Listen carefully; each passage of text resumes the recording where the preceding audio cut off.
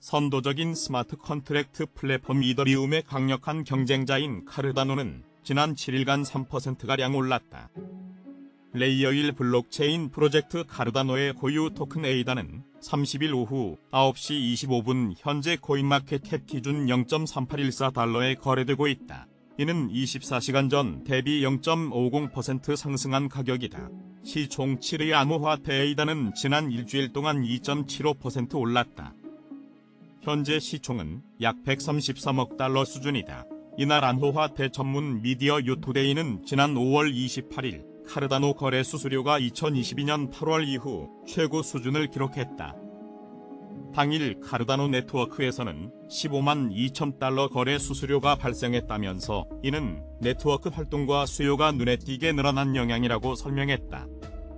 한편 암호화폐 전문 미디어 더 크립토 베이직에 따르면 카르다노 창업자 찰스 호스킨슨이 아마세션에서 카르다노 생태계는 비트코인 오디널스에 더 적합한 생태계다라며 카르다노로 마이그레이션해야 한다고 말했다.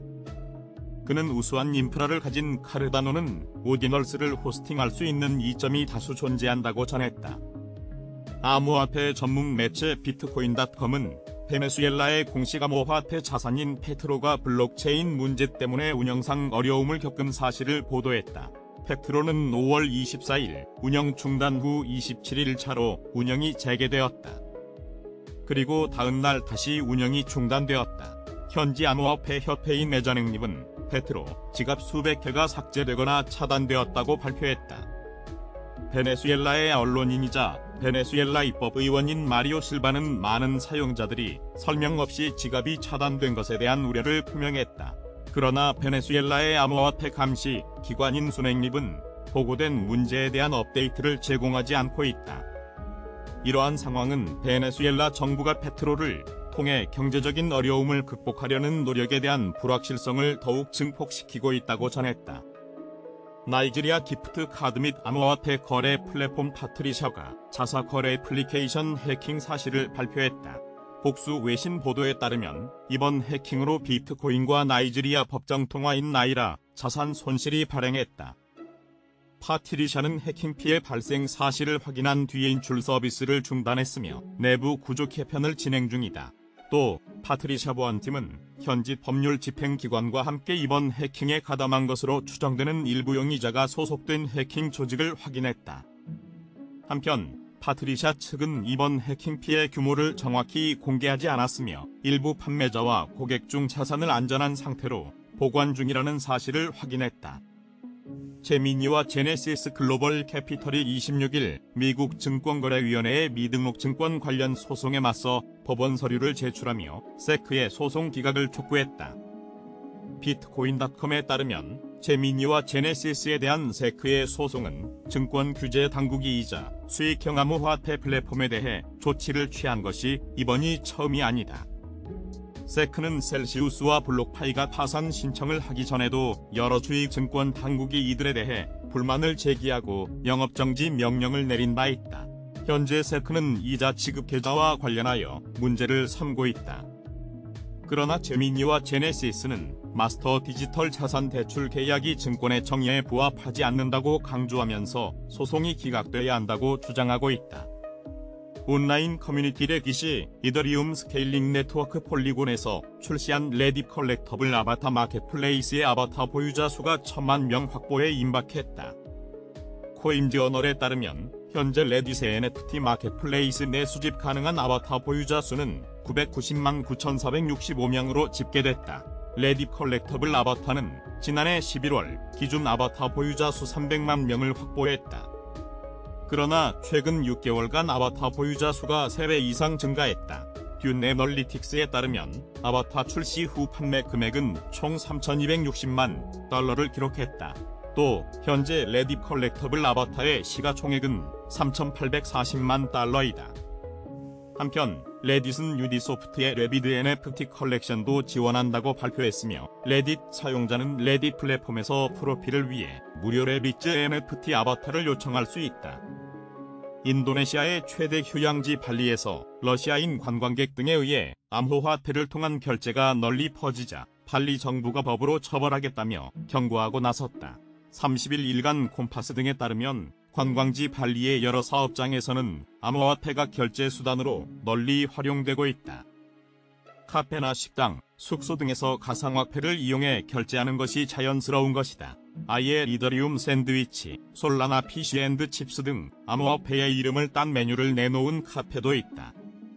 이런 곳에는 계산대에 가상화폐의 환율 상황을 보여주는 화면이 설치돼 있고 QR코드를 통해 고객의 전자지갑에서 사업체의 전자지갑으로 암호화폐를 지급할 수 있게 하고 있다.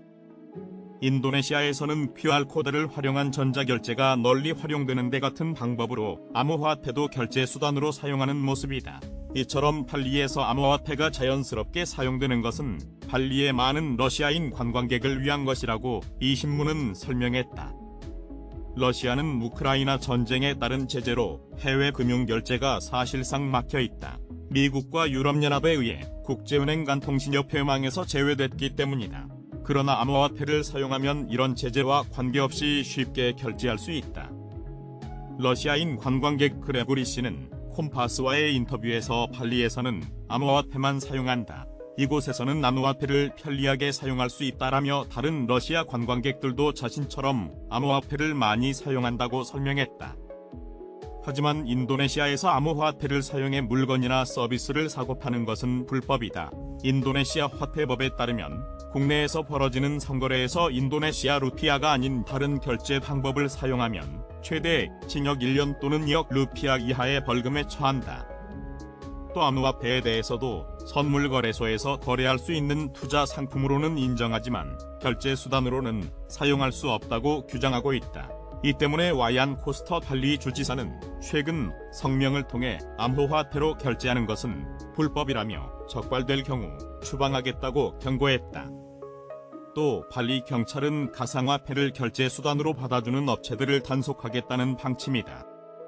30일 국제 금값이 최근 2개월 사이 최저 수준으로 하락했다. 미국의 부채 상한 협상에 대한 낙관론과 함께 미국 연방준비제도의 다음 달 금리 인상 중단 가능성 감소에 따른 것이라고 로이터 통신이 보도했다.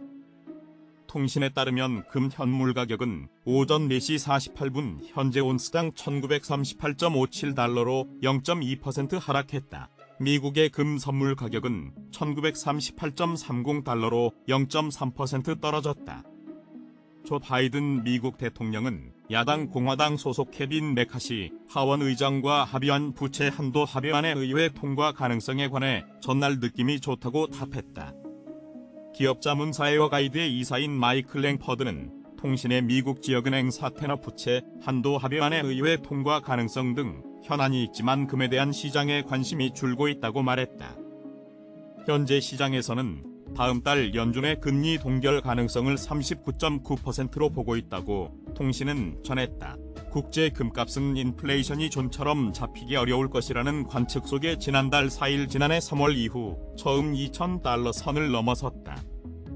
그러나 연준의 긴축 기조가 이어질 것으로 전망되는 가운데 달러화가 강세를 보이자 지난달 중순에는 2,000달러 아래로 주저앉았다. 국제 금값은 2020년 8월 2,075.47달러로 사상 최고치를 기록했다.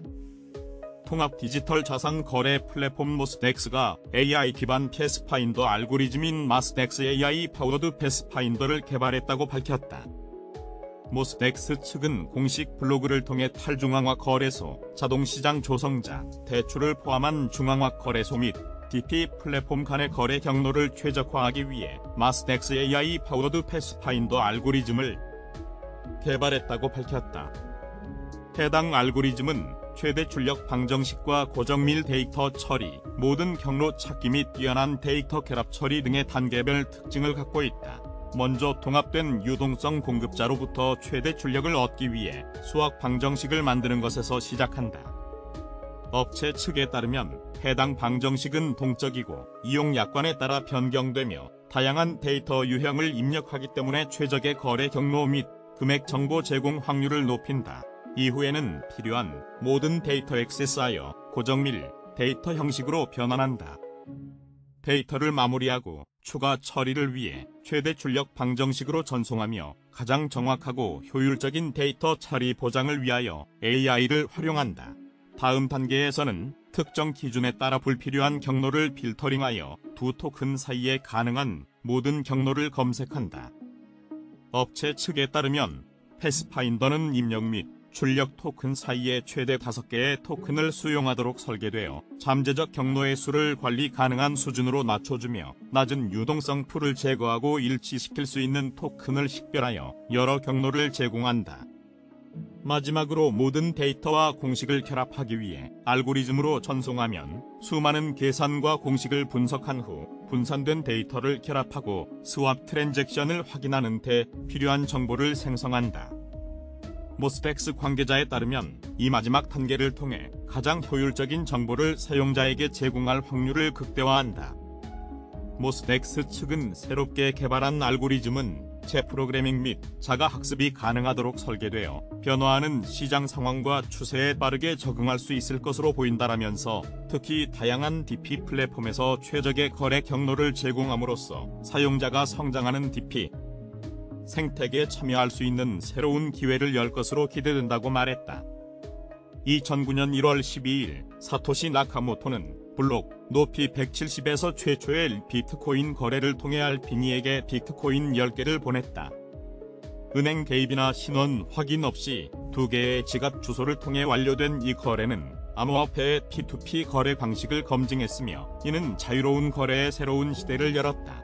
전통적인 금융 시스템에 많은 거래 제약이 있다는 것을 알고 있다. 전통적인 금융 시스템의 은행은 개인이 해당 기관을 통해서만 거래를 수행하도록 하여 결과적으로 수많은 사람들의 거래 자율성을 제한한다. 특히 특정 국가나 지역에서 은행은 고객 신원 확인을 시행하거나 이체 금액을 제한하거나 과도한 거래 수수료를 부과할 수 있으며 이는 모두 거래 제한의 사례에 해당한다. 반면에 암호화폐는 완전히 새로운 거래 솔루션을 제공한다. 탈중앙화의 발명품인 암호화폐는 은행과 같은 중개기관을 없애고 자유로운 거래를 가능하게 한다. 그럼에도 불구하고 암호화폐는 기술적 복잡성과 높은 문턱으로 인해 아직 광범위하게 채택되지 않았다. 세계적인 암호화폐 거래소인 코인엑스는 이러한 문제를 인식하고 암호화폐 채택을 촉진하는 임무를 맡았다.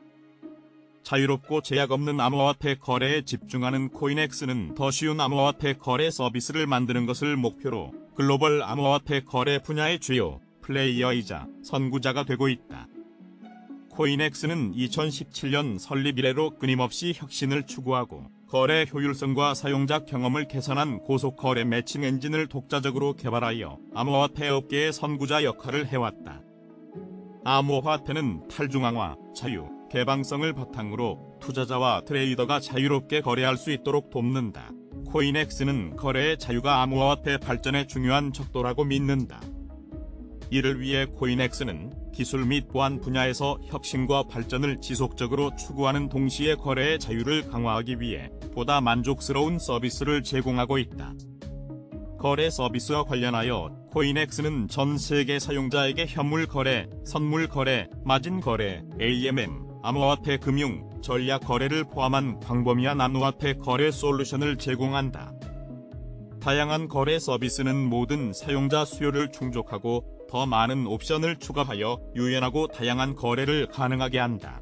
또한 코인엑스는 다양한 암호화폐 자산을 제공한다.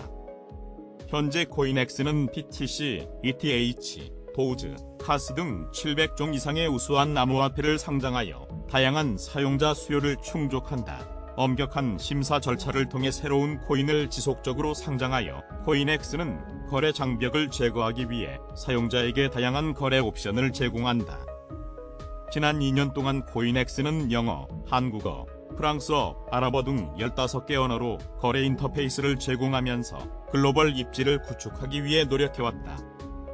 이러한 노력은 결실을 맺어 유럽, 동남아시아 등의 지역과 긴밀한 관계를 구축하고 글로벌 사용자에게 편리하고 자유로운 코인엑스 서비스를 제공할 수 있게 되었다. 암호화폐 거래는 국경, 인종, 이념을 초월하는 글로벌 산업이다. 개방성, 자유, 평등의 가치를 추구하는 코인엑스는 끊임없이 진화하는 암호화폐 거래 생태계에 참여하여 다양한 기회를 모색하는 전 세계 사용자를 환영한다. 코인엑스 관계자는 지난 5년 동안 코인엑스는 업계 동향과 사용자 수요를 주의 깊게 모니터링하여 광범위한 암호화폐 채택을 촉진하고 더 많은 개인들이 자유롭게 거래할 수 있도록 제품과 서비스를 지속적으로 개선해왔습니다. 코인엑스는 암호화폐 거래소가 블록체인 기술 발전에 중추적 역할을 하며 전통적인 거래소의 중앙 집중식 권한 제약을 허물고 진정으로 자유롭고 개방적인 거래를 가능하게 한다고 믿고 있습니다며, 코인엑스는 전 세계 수백만 명의 암호화폐 사용자들에게 서비스를 제공하는 동시에 사회적 책임을 다하기 위해 코인엑스 기부 캠페인과 수백만 달러 규모의 자선 기금을 설립했습니다. 그 외에도 활발한 파트너십을 통해 무료 블록체인 강좌 및 강의 개발에 기여했으며 콜롬비아, 베트남 등의 국가에서 교육 행사를 주최하여 더 많은 사람들에게 암호화폐 세계를 알렸습니다고 말했다. 그리고 코인엑스 거래소는 암호화폐 거래의 핵심 원칙에 부합하는 다양한 거래 상품을 통해 우수한 거래 경험을 제공하기 위해 최선을 다하고 있습니다며, 앞으로도 코인엑스는 사용자 친화적인 최고 수준의 암호화폐 거래 서비스를 지속적으로 제공할 것입니다. 혁신과 발전을 추구하는 코인엑스는 암호화폐 시장의 번영에 기여하고 거래의 자유를 증진하는 거래소가 될 것입니다라고 덧붙였다. 스위스 암호화폐 커스터디 기업 메타코는 28일 공식 트위터를 통해 나스닥은 리플의 메타코 인수를 축하한다라는 문구가 적힌 5개 광고 사진을 공유했다. 출처 메타코 트위터 코인리더스에 대해 암호화폐 전문 미디어 코인게이프는 기업 공개를 추진 중인 리플을 향한 이번 나스닥의 메시지는 의미가 크다고 진단했다. 앞서 지난 17일 암호화폐 전문 미디어 코인데스크에 따르면 리플이 스위스 암호화폐 커스터디 기업 메타코를 2억 5천만 달러에 인수했다. 이번 인수를 통해 리플은 토큰화 자산을 보관, 발행, 결제하는 기술을 도입해 프로덕트를 확장할 수 있게 됐다. 인수대금은 현금, 리플 지분으로 지급됐다. 한편 시가총액 6위 암호화폐 리플은 지난 24시간 동안 2%가량 오르며 0.49달러 선을 회복했다. 블록체인 기반의 해외 송금 플랫폼 리플의 고유 토큰 XRP는 30일 오전 11시 1분 현재 코인마켓캡 기준으로 24시간 전 대비 1.91% 상승한 0.4915달러에 거래되고 있다. XRP는 지난 24시간 동안 최저 0.4779달러에서 최고 0.4974달러까지 올랐다. 대장주 비트코인은 1.46% 내린 27,770달러를 기록 중이다.